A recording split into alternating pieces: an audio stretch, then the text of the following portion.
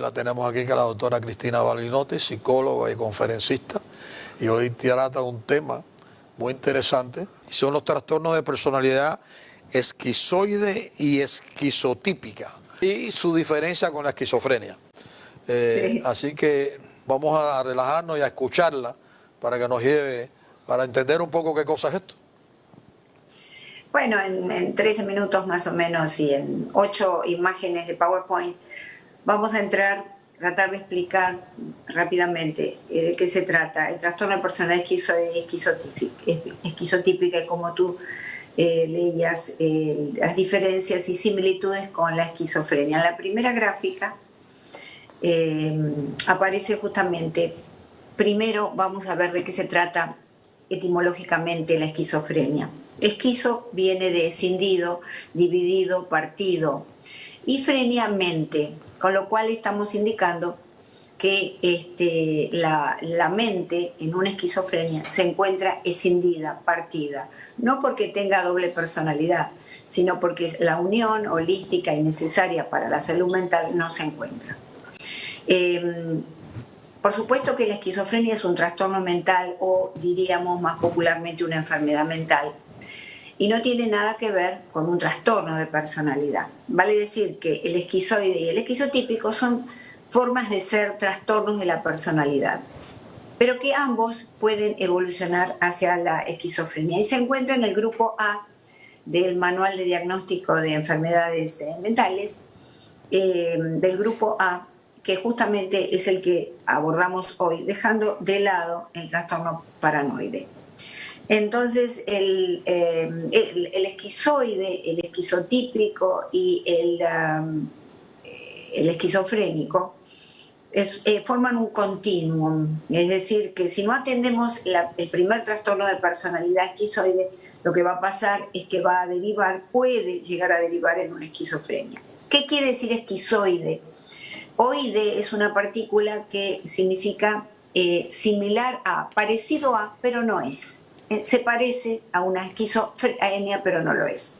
El esquizotípico quiere decir del tipo o forma de, y ya está más cerca de lo que es la esquizofrenia. Y por supuesto la esquizofrenia, como decíamos, es la mente escindida o dividida. En la próxima gráfica vamos al cine. Y allí encontramos un personaje que representa el trastorno de personalidad esquizoide. ¿Quién es Batman? Batman. Los esquizoides son personas solitarias, frías e inexpresivas, que les cuesta muchísimo conectarse con los demás. Y el trastorno de personalidad esquizotípica encontramos un ícono en el arte, que era Salvador Dalí. Salvador Dalí forma parte de esta categorización de raros, excéntricos e inadaptados, pero no inadaptados violentos, sino no están adaptados a las normas sociales, tienen una manera de ver el mundo diferente, y entonces muchos aciertan en decir que los genios están dentro de esta categoría, cuando se salen de la norma social para crear cosas nuevas. Continuamos en el cine y vemos en la próxima gráfica, bajo la pregunta ¿qué es la esquizofrenia?, dos películas que les recomiendo para entender bien lo que es enfermedad mental. El maquinista, con el mismo protagonista, Christian Bale, de Batman, y A Beautiful Mind. Esa es una película en donde se puede ver muy bien el desarrollo y los síntomas de la esquizofrenia. ¿Qué es la esquizofrenia? Es un trastorno mental grave que se ubica dentro de los trastornos psicóticos, en donde hay pérdida de contacto con la realidad.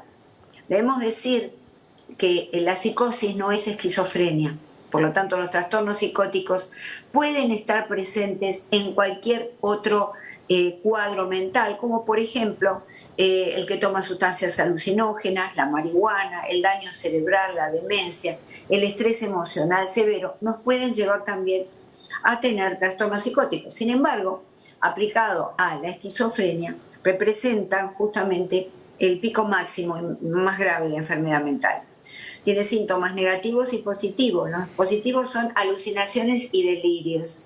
La alucinación son táctiles, auditivas, son alucinaciones visuales. Generalmente en la esquizofrenia prevalecen las auditivas.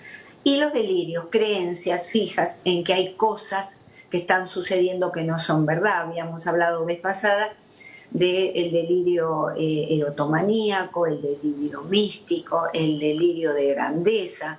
La persona está convencida, por ejemplo, en el delirio erotomaníaco, que hay alguien en la oficina que está enamoradísimo de lo de ella y entonces va a empezar una conducta de acoso absoluto, porque eso es lo que él cree o ella cree.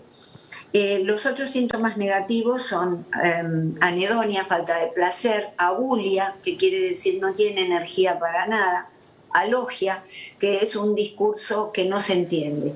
Si el terapeuta que trata a un esquizofrénico cuesta muchísimo entrar en diálogo con ellos porque evaden la mirada, su lenguaje es completamente incomprensible, tienen ensalada de palabras, descarrilamiento de palabras o de narrativa o semántico, es muy difícil. Además, afecto plano, le da todo igual, nunca se ponen con ira o con alegría, y hay evasión social.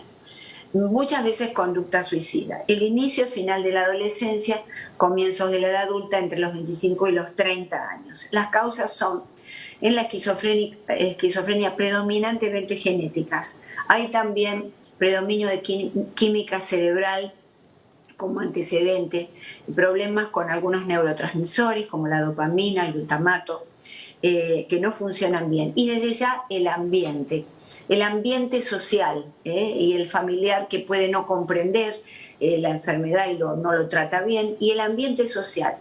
Desde algunos años atrás, la primera edición del DSM registraba 106 trastornos mentales, entre los que estaba mayoritariamente la esquizofrenia. En el 2013, con la última edición, 216. Es decir, que todos los trastornos mentales, pero muy particularmente la esquizofrenia, fueron aumentando. Hay 5 tipos: paranoide, desorganizada, catatónica, indiferenciada y residual. La paranoide es que creen que los persiguen, la desorganizada es donde tienen una gran cantidad de agitación y desinhibición sin propósito. La catatónica hay una falta de... afecta la movilidad, hay mutismo, quedan por tiempo indeterminado como congelados en ciertas situaciones. Indiferenciada, que es como que agrupa cualquiera de las 3 primeras, y también la residual, donde solo hay síntomas positivos. Los factores de riesgo, bueno, ya la genética, exposición a toxinas, exposición a virus, exposición a drogas psicodélicas, psicotrópicas, malnutrición, problemas durante el embarazo, el parto. Se habla que en el origen de la esquizofrenia hubo la mamá con un embarazo que contrajo el flu, es decir, que puede llegar a tener esos orígenes, aunque todavía sigue todo en investigación. Bueno, en la próxima gráfica vamos de lleno al trastorno esquizoide de la personalidad, y si conocemos a alguien es importante que con estas características que le recomendemos o lo ayudemos a visitar un médico, porque puede progresar y llegar a una esquizofrenia. Hay un patrón de desapego en las relaciones sociales. Hay poca expresión de las emociones, tendencia al aislamiento. Son personas que no van a la fiesta, que no les gusta hablar con nadie, se sienten muy bien con ellos mismos. Objetivamente creen que no hay nada mejor que convivir con ellos o con los demás sería un problema. Y los síntomas: desinterés también en relaciones sexuales con otras personas, interacciones sociales dolorosas. Se los ve en fiestas muy poco o en reuniones y tratan de irse inmediatamente. Tienen dificultad en la expresión de la ira y también en la expresión de la alegría, indiferencia al elogio o a la crítica, falta de empatía. La prevalencia es del 0,7% a 1,9%. En la esquizofrenia, recordemos que la prevalencia es del 1% de la población mundial.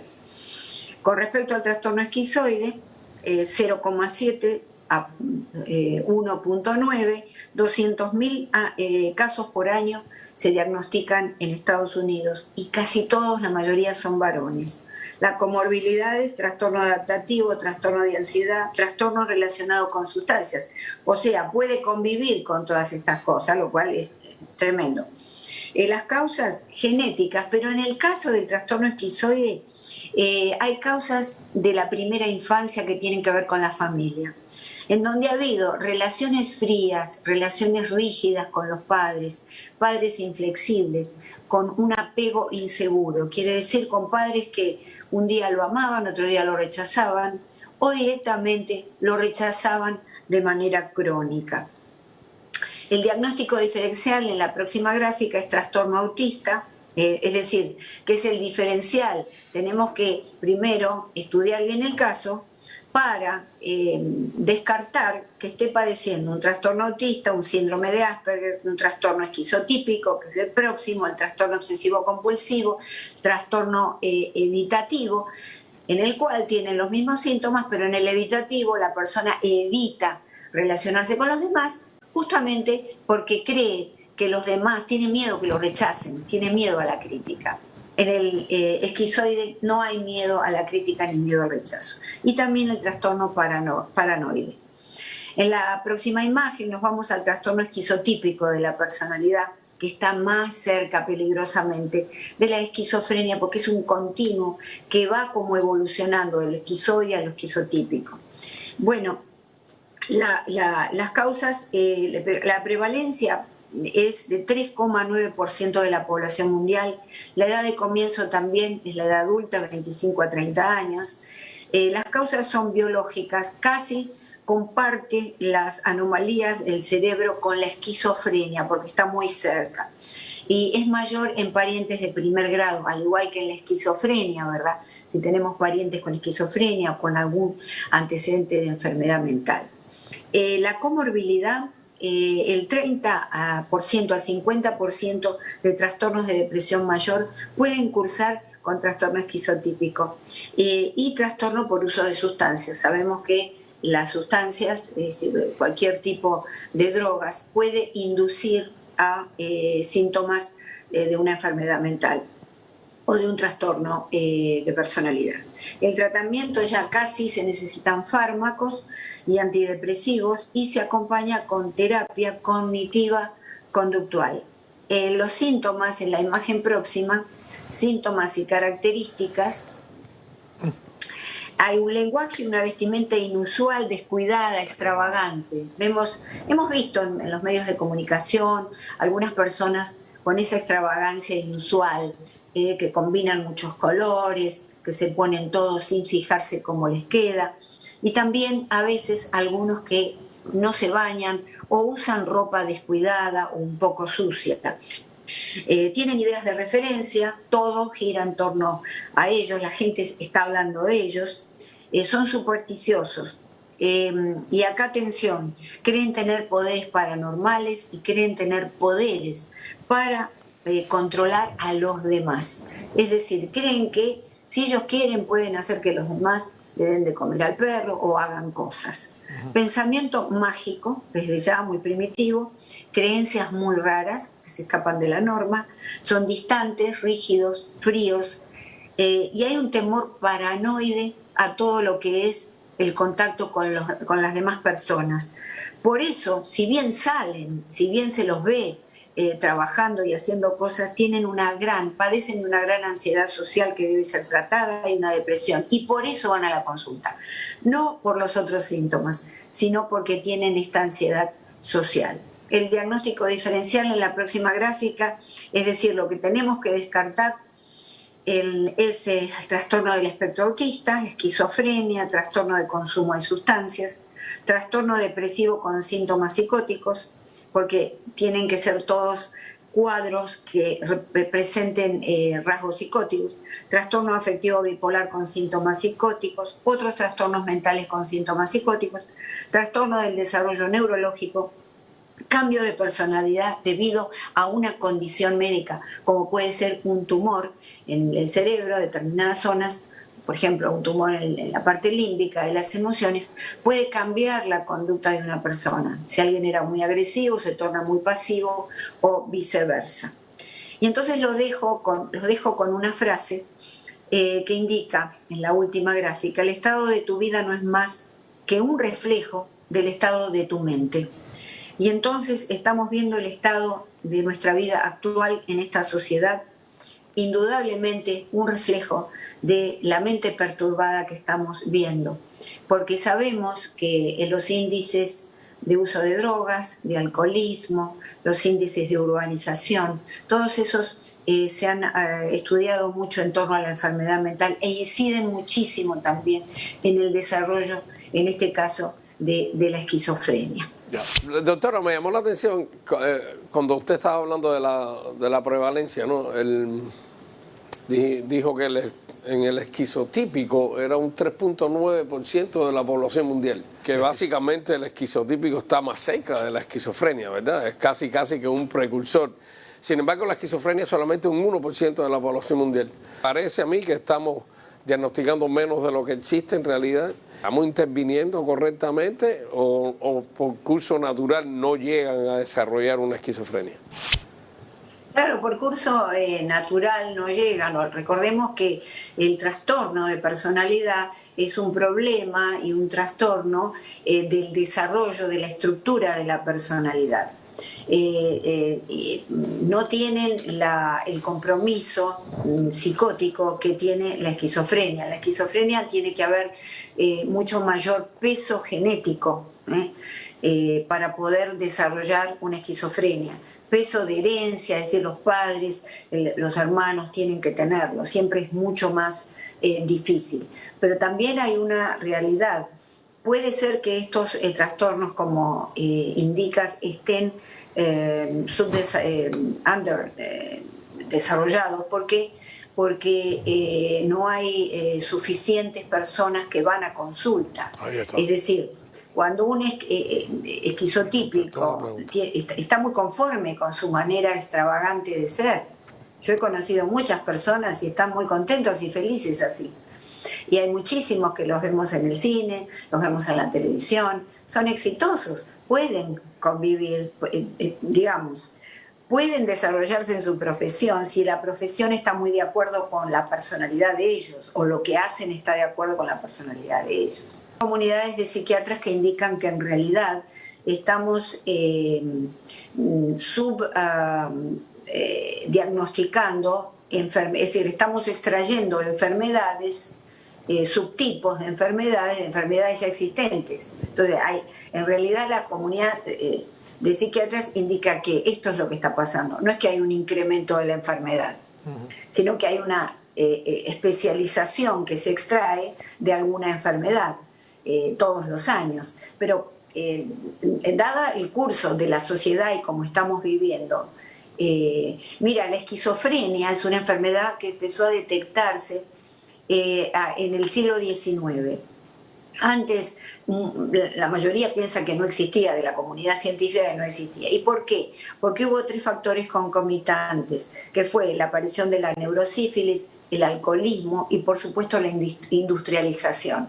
Es decir, que empezaron a haber mucha más internación de esta gente. Algunos dicen porque, las familias comenzaron a trabajar y debían dejar a estas personas esquizofrénicas o enfermas y colocarlas en instituciones. Pero la realidad es que hay un aumento desde el punto de vista de lo que es la esquizofrenia, hay un aumento de ella. De todas maneras no es tan elevado y debido a que es una enfermedad específica, mental, con alucinaciones y con delirios y con problemas de la estructura cerebral y de la química cerebral, es muy distinto a un trastorno de personalidad que de pronto está más en relación con el ambiente, con la crianza, en la infancia, ¿verdad? Ahí tenemos que hacer el énfasis. Por eso es mayor, digamos, el índice esquizotípico. Sí. Tenemos el desarrollo, la manifestación del trastorno, ¿no? En adolescencia, quizás con con estas intervenciones sea más fácil diagnosticar apropiadamente a estos pacientes? Bueno, el diagnóstico lo diagnostica un psiquiatra, que obviamente es un médico, y entonces a través de pruebas de sangre, si sin duda se pueden determinar cómo está su cerebro a través de fMRIs, es decir, MRIs funcionales o estructurales, eso lo determina el psiquiatra, ¿verdad? Muy bien. ¿Cuál era tu otra pregunta? No, creo que ahí... No, con respecto... Ajá. Sí, recordé lo que estabas indicando, preguntando. Esto es una enfermedad que no se da habitualmente en menores de 18 años, mucho menos infantiles, en menores de 13 años, aunque puede haber, pero es tremendamente atípico un niño con este tipo de esquizofrenia, y puede darse en un porcentaje mínimo en menores de 18 y en mayores de 40, 45 años, que por supuesto no estén cursando una esquizofrenia. En las edades más adultas y mayores se tiene que sospechar un Alzheimer, una demencia, pero nunca una esquizofrenia. Es muy difícil que surja por primera vez después de los 40, 50 años. En la gran mayoría de los pacientes me imagino que va a haber un factor genético, o más bien genética y química es lo que va a promover. En la esquizofrenia es genética y química, sí, Right. Fundamentalmente. Lo que puede agravar el cuadro es la falta de comprensión por falta de conocimiento del trato de la familia hacia el paciente. Por eso hay que trabajar sistémicamente con la familia para poder, digamos, por la familia se cansan, lo quieren internar, de hecho lo internan. Son situaciones muy graves, pero medicado y con un buen ámbito familiar, el esquizofrénico puede de alguna manera estar mejor. Doctora, ¿en qué momento, además de un intento suicida o algo así, pero en qué momento se decide admitir a un paciente con esquizofrenia? ¿Cuáles son los parámetros para admitir a un paciente? ¿Cuándo se determina que necesita estar internado? Bueno, en realidad ya cuando está con alucinaciones auditivas, visuales, ya hay varias, táctiles, ya cuando la persona se encuentra muy deteriorado, porque como es una enfermedad muy discapacitante, entonces el deterioro es muy fuerte, la misma familia lo lleva al médico y el médico se da cuenta que necesita una internación. ¿Para qué? Para poder darle medicación que controle esas alucinaciones, esos delirios, intentos de autoagredirse o intentos de agredir a otro.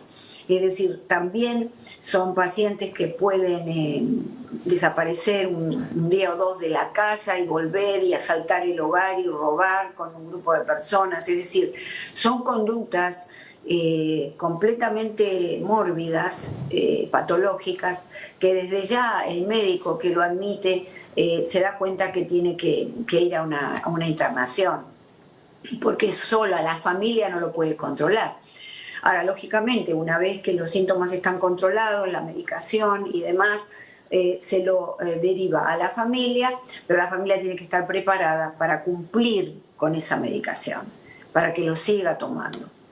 Y entonces permanecer más controlado, porque si no, muchos de ellos no es que están todo el tiempo escuchando voces las 24 horas, pero pueden tener brotes psicóticos en los que de repente empiezan a escuchar cosas. Por ejemplo, hubo un caso muy conocido, Andrea Yeh, de algunos años, que mató a los 5 hijos y los ahogó en la bañera del hogar de ellos, el matrimonio. El marido ya sabía que ella tenía algunos disturbios mentales importantes, sin embargo no la llevó a la consulta. Ella lo hizo porque estaba en un brote psicótico. En ese brote psicótico empezó a escuchar voces que le indicaban que si no mataba a los hijos iba a sucederle cosas muy severas y que tenía que hacerlos para protegerlos. Y esas voces, como indicaba el doctor Ramos, son tremendamente perturbadoras, ¿verdad? Y llevan al individuo a extremos tremendos, como el que ocurrió con este caso tan conocido. De modo que el médico se da cuenta inmediatamente, porque lo que se puede observar, no es necesario un análisis de sangre o que después se puede hacer un MRI estructural o funcional, en fin, pero el paciente ya tiene signos positivos y negativos altamente desarrollados. Área muy complicada porque hay muchas personas que tratan de parecerse a otra persona porque para ellos les llena todo la personalidad de esa persona. Y entonces tratan de irse cambiando poco a poco y van cambiándose su manera de hablar, de vestir, de comportarse. Es decir, que está saliendo de lo que es él para convertirse en algo que él no es, pero que él desea ser. Los trastornos de personalidad generalmente se mezclan y conviven muy bien en la sociedad, son personas que trabajan, que crean cosas. Sí, hay muchas personas con una necesidad de, cuando uno los ve vestidos de determinada manera, es como que están pidiendo a gritos que por favor se fijen en ellos, que por favor reparen en ellos, porque tienen un agujero en su vida. Quizá no les han dado ese amor y ese cuidado y esa atención que necesitaban. Y entonces, mírenme, uno ve personas con el pelo de 2 colores, con una flor, vestidos de cualquier manera. Entonces, obviamente llaman la atención de todo el mundo. Y ellos extraen de allí un beneficio, un cierto placer. Ahora, es difícil el tema de, por supuesto, el diagnóstico diferencial. ¿Por qué? Porque tiene que ser personas muy expertas. Generalmente el psicólogo trabaja con psiquiatras, el psiquiatra con psicólogos. Se articulan estas dos profesiones, porque el psiquiatra es el que medica, el psicólogo puede hacer la intervención terapéutica. Pero es difícil porque, por ejemplo, en la esquizofrenia catatónica hay mutismo, hay ecolalia, hay ecomimia, que son características del autismo. Entonces es difícil de pronto determinarlo. Si estos síntomas pertenecen, por eso tiene que ser gente muy avesada y gente que está experimentada. Quienes estamos en el campo de la salud mental, lógicamente hay que tener muchos estudios para que esto pueda ser así. De hecho, bueno, sabemos, la medicina son 8 años, aparte de la especialidad. Para un licenciado en psicología, que es el primer título, son 5 años, y después vendrá el doctorado y las especializaciones. Es decir, hay que tener cierta preparación académica porque estos son casos completamente difíciles de tratar y no lo puede hacer cualquiera desde ya. Qué difícil es que los pacientes, lo mismo el esquizofrénico que el bipolar, que cumplan con los tratamientos. Es difícil. Ellos lo hacen por un tiempo, después paran los tratamientos. No hay consistencia. Y no hay consistencia. Exactamente, es lo que tú indicas. La esquizofrenia podría controlarse de una manera mucho más productiva para el paciente y la familia si existiera consistencia, pero debido en la toma de la medicación, pero debido a los mismos síntomas, en el caso de los síntomas positivos, la alucinación y los delirios, es lo que hace que la persona, cuando los experimenta, pues deje inmediatamente, porque está otro tema. A veces el tratamiento no es efectivo lo suficiente y entonces van visitando distintos psiquiatras, les van cambiando la medicación. La vida es bastante tortuosa para estas personas. Por eso la apelación a la familia, que tiene que entender esto tan tremendo de esa persona que ama, que está pasando, ¿verdad? Y el que tiene un trastorno de personalidad, los médicos lo pueden advertir en el mismo consultorio, la familia también tratarlos, porque un trastorno de personalidad no sabemos en qué puede derivar si no lo tratamos adecuadamente.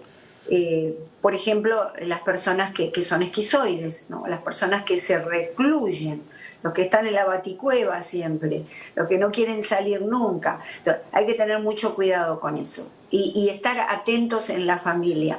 Y atentos los médicos también, porque a veces, hoy en día, como está muy en boga el fenómeno de los objetos voladores no identificados, y se está haciendo una reinvestigación y está también en auge la pseudociencia, la parapsicología, Entonces puede uno recibir en el consultorio, un médico puede recibir en el consultorio alguien que le dice estoy recibiendo rayos especiales extraterrestres porque me conecté con personas del más allá, con personas de otros planetas. El esquizofrénico puede salir con ese comentario, ¿verdad?